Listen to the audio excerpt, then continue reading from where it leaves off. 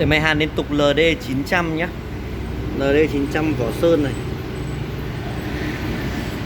Đó, em hàn thử cho anh chị xem này. Đây cái túi ni lông thường này. Với cái túi ni lông thường này nhá, thì anh chị đặt cho em đồng hồ là 110 độ thôi. Để cái vạch cái này. Đó, 110 độ thôi. Khi mà đủ nhiệt độ nó đèn nó sẽ chuyển sang màu đỏ nhá.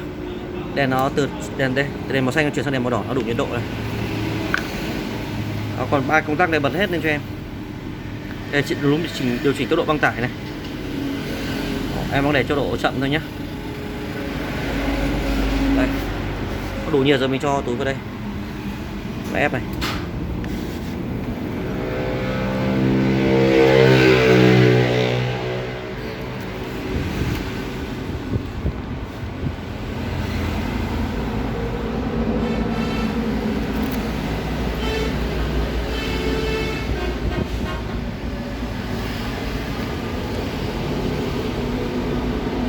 Chị thấy không? Ép siêu đẹp luôn.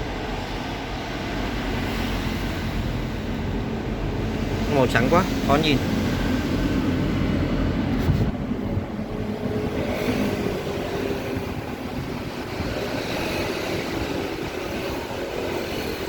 Đó, ép siêu đẹp luôn, siêu chắc luôn.